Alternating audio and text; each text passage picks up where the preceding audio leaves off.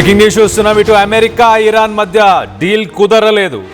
శాంతి చర్చలు విఫలమైపోయాయి. ఏ క్షణమైన రెండు దేశాల మధ్య మళ్ళీ యుద్ధం మొదలవబోతుంది. యుద్ధానికి సిద్ధమైన ఇటు ఇరాన్ అమెరికా. ఇటు ఇరాన్ను అన్ని వైపులా చుట్టుముట్టేసింది అమెరికాకు సంబంధించిన సైన్యం.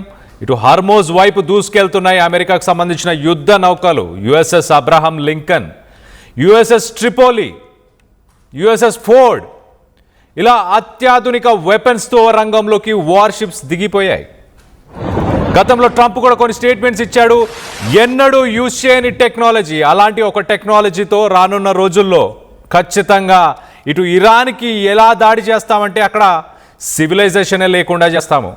అంటే ఇరాన్ ఓన్లీ హిస్టరీలోనే, చరిత్రలోనే ఇరానియన్స్ గురించి ఉంటుంది తప్పించి ప్రపంచంలో వాళ్ళు బతకరు, వాళ్ళని బతకనివ్వనంటూ ఇలాంటి స్టేట్మెంట్స్ ట్రంప్ చేశాడు.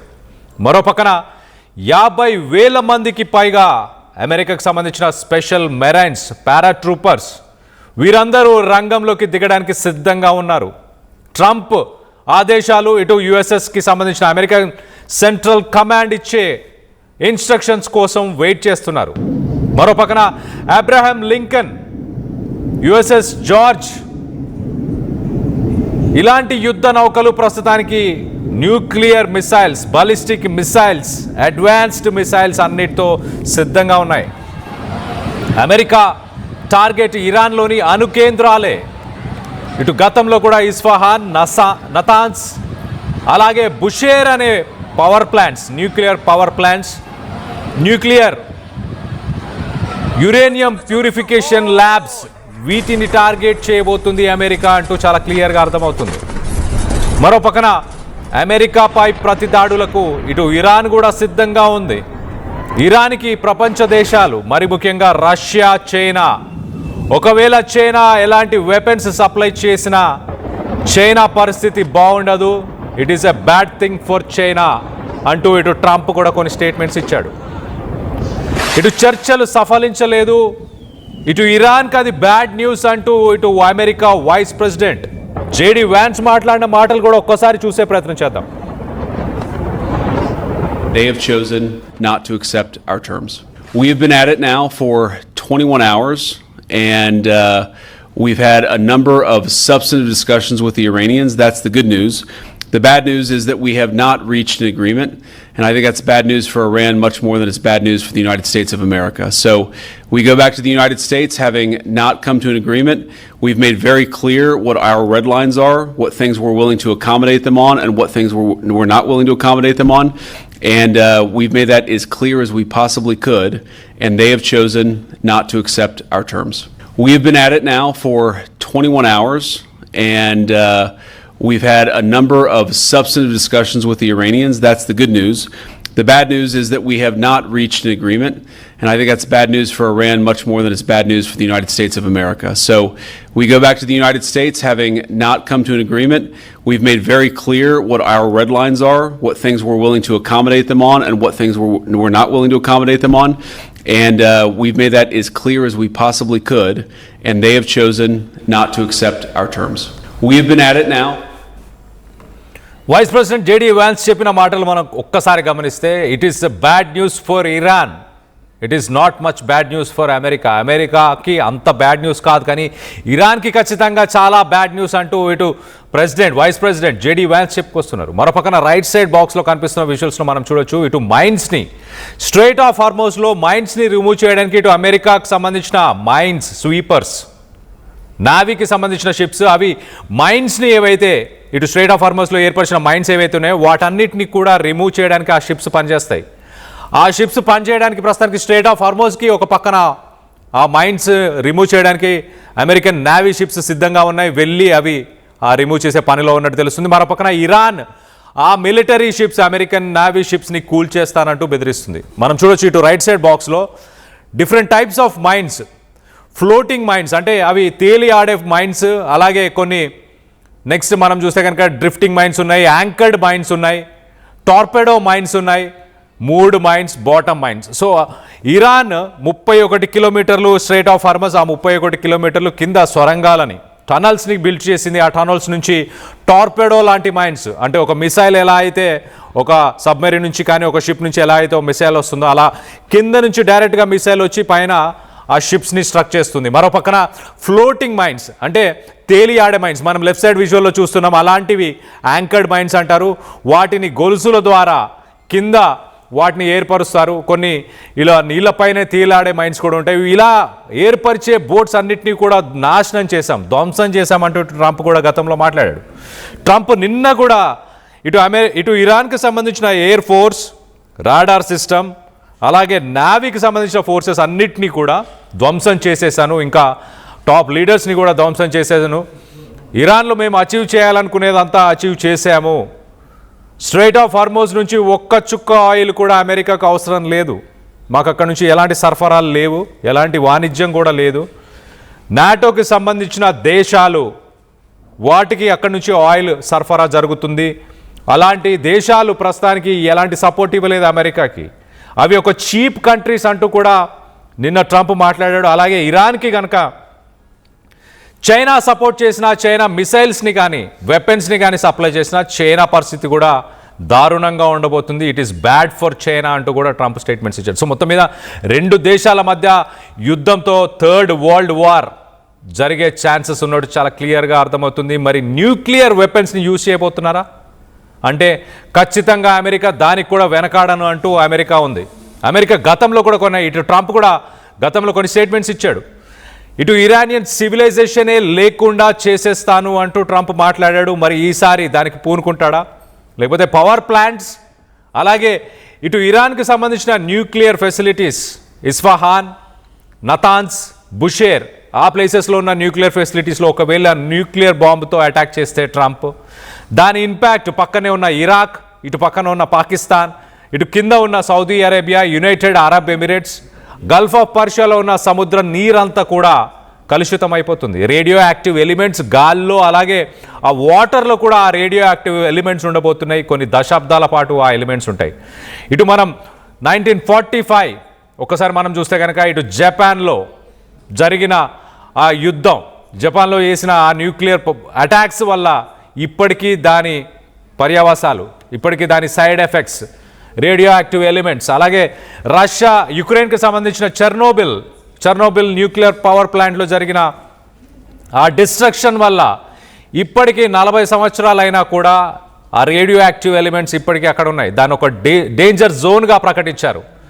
అమెరికా మరి అలాంటి ఒక న్యూక్లియర్ అటాక్కి పూనుకుంటుందా అంటే ట్రంప్ ససేమిరా ఒప్పుకోవట్లేదు. ట్రంప్ ఖచ్చితంగా న్యూక్లియర్ అటాక్ కూడా సిద్ధంగా ఉన్నామంటూ గతంలో స్టేట్మెంట్స్ చేశాడు. సో న్యూక్లియర్ అటాక్ జరగబోతుందా, ఒకవేళ అయితే ప్రపంచ దేశాలు దాన్ని ఎలా రిసీవ్ చేసుకోబోతున్నాయి, ఆ న్యూక్లియర్ కంటామినేషన్ని ఎలా కంట్రోల్ చేయాలనుకుంటున్నారు, ఓన్లీ సర్టన్ ప్లేసెస్నే టార్గెట్ చేస్తారా, ఇస్ఫహాన్, నతాన్స్, బుషేర్ ఇలాంటి ప్లేసెస్నే టార్గెట్ చేస్తారా, లేకపోతే 50,000 మంది సైనికులు సిద్ధంగా ఉన్నారు, నావీకి సంబంధించిన సీల్స్, పారాట్రూపర్స్ ఏ క్షణమైనా యుద్ధానికి వెళ్ళడానికి ఇటు US American central command instruction కోసం వెయిట్ చేస్తున్నారు.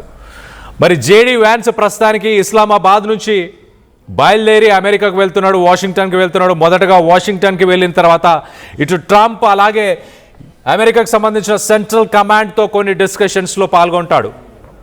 ఆ పాల్గొన్న తర్వాత ఎలా ఇరాన్ మెడలు వంచాలి, ఇరాన్ పైన ఎలా అటాక్ చేయాలి అంటూ డెసిషన్ తీసుకునే అవకాశం ఉంది. ఇటు ఇజ్రాయెల్తో కూడా కోఆర్డినేటెడ్ స్ట్రైక్స్ చేయడానికి ఇజ్రాయెల్తో కూడా చర్చలు జరిపే అవకాశం ఉంది. మరోపక్కన ఇరాన్ కూడా యుద్ధానికి సిద్ధం అంటుంది, ఏమాత్రం కాంప్రమైజ్ అవ్వట్లేదు. ఒక రకంగా చెప్పాలంటే ఇరాన్దే పైచేయి అని చెప్పాలి, ఇరాన్ దగ్గరే అన్ని కార్డ్స్ ఉన్నాయని చెప్పాలి. It is holding all the cards. ఇటు స్ట్రైట్ ఆఫ్ హార్మోజ్ని బ్లాక్ చేసింది. ఏ క్షణమైనా ఇటు స్ట్రైట్ ఆఫ్ అల్ మతాబ్, ఇటు రెడ్ సీలో ఉన్న మరొక ఆయిల్ సరఫరాకు సంబంధించిన సీ రూట్ని కూడా ఇరాన్ ఏ క్షణమైనా బ్లాక్ చేయగల సామర్థ్యం ఉంది. హౌతీస్తో కోఆర్డినేట్ చేసి ఇటు రెడ్ సీ, సూయిజ్ కెనాల్ నుంచి వచ్చే transport, global energy trade, food supply వీటన్నిటినీ కూడా హోల్డ్ చేయొచ్చు. Already 20% oil reserves, oil supply వరల్డ్కి వెళ్ళే స్ట్రైట్ ఆఫ్ హార్మోజ్ని క్లోజ్ చేసింది. మరో పక్కన ఇటు సూయజ్ కెనాల్ నుంచి వచ్చే సప్లైని వాటిని కూడా నిలిపివేయచ్చు. ఒకవేళ ఇరాన్ అలాంటి డెసిషన్ తీసుకుంటే కనుక ప్రపంచ దేశాలకి ఆయిల్ ధరలు స్పైక్ అయిపోతాయి. మరి ముఖ్యంగా ఏషియన్ కంట్రీస్లో ప్రస్తుతానికి ఆయిల్ దొరకక ఇటు థాయిలాండ్, వియత్నాం, సింగపూర్, ఫిలిప్పైన్స్ ఇలాంటి దేశాల్లో ఎనర్జీ ఎమర్జెన్సీని డిక్లేర్ చేశారు. అలాంటి సిట్యువేషన్ ఏషియన్ కంట్రీస్కి మరీ ఇంకా దారుణంగా ఉండే అవకాశం ఉంటుంది ఇరాన్ ఆ డెసిషన్ తీసుకుంటే కనుక.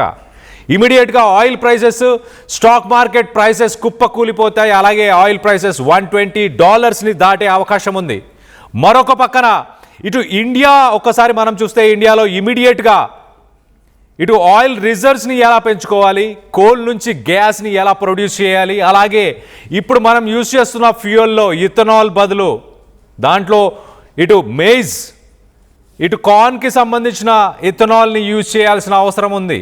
ఇమీడియట్గా ఆ టెక్నాలజీని డెవలప్ చేసుకొని ఇటు గల్ఫ్ దేశాల నుంచి వచ్చే ఆయిల్ రిజర్వ్స్ మీద మన డిపెండెన్సీని తగ్గించుకుంటే కనుక ఈ యుద్ధం ఎఫెక్ట్స్ రానున్న కొన్ని నెలల తర్వాత అయినా మన పైన కొంత తగ్గే అవకాశం ఉంది.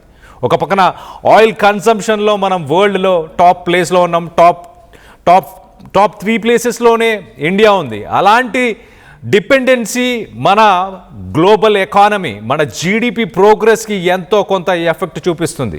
ఆ ఎఫెక్ట్స్ చూపించకుండా ఉండడానికి ఇండియన్ గవర్నమెంట్ పాలసీ మేకింగ్ రానున్న రోజుల్లో కోల్ నుంచి గ్యాస్ని ఎక్స్ట్రాక్ట్ చేయడం, ఎట్ ద సేమ్ టైం మనం యూజ్ చేసే ఫ్యూయల్లో ఇథనాల్ మిక్చర్ ఇప్పుడు ప్రస్తుతానికి E20 20% ఇథనాల్, 80% పెట్రోల్.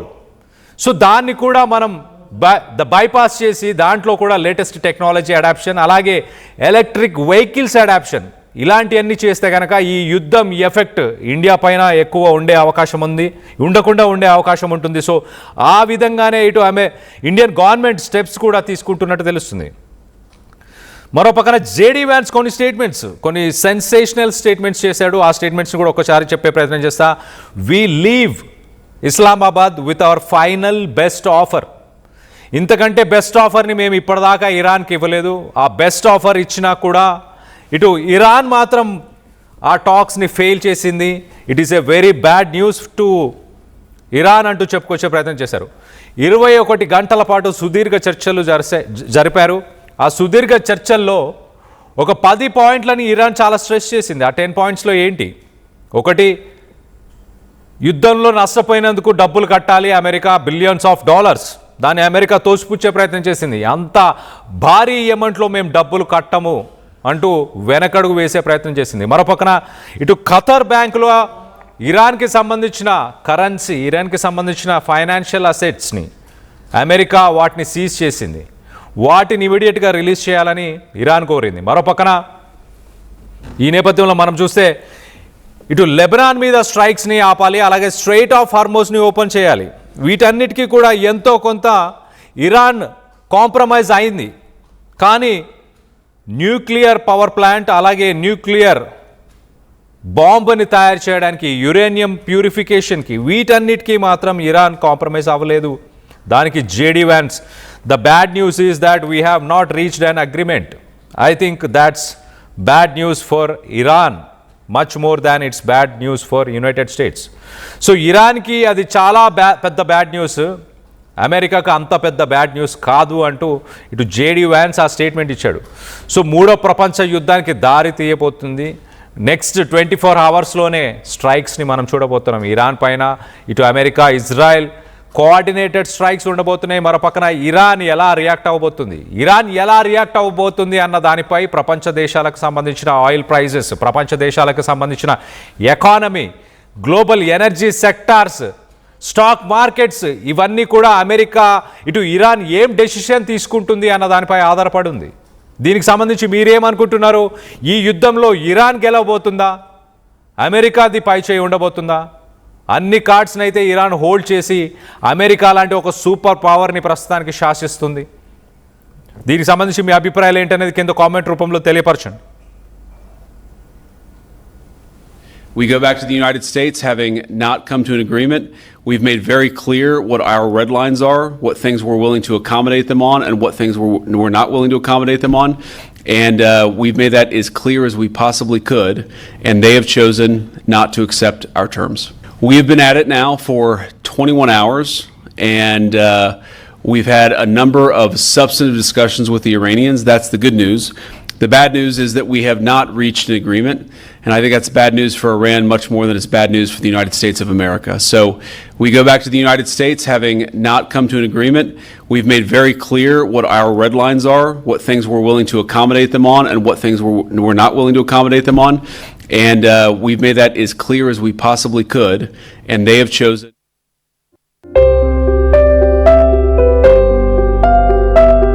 చిన్న చిన్న ఆనందాలు 35 ఏళ్లుగా నా జీవితంలో లేవు. 35 ఏళ్లుగా నేను డైపర్లలో బ్రతికాను. 6 సెంటీమీటర్ల ఫిస్టులా నా మూత్రాశయంలో లీకు కారణమైంది. ఎవరూ నాకు సహాయం చేయలేకపోయారు. AINUలో వైద్యులను కలిసే వరకు. అక్కడ వారు రోబోటిక్ శస్త్రచికిత్సతో నాకు పరిష్కారం ఇచ్చారు. వారు నా ఆత్మవిశ్వాసాన్ని కూడా తిరిగిచ్చారు. Precision care makes it possible. The Center for Robotic Surgery at AINU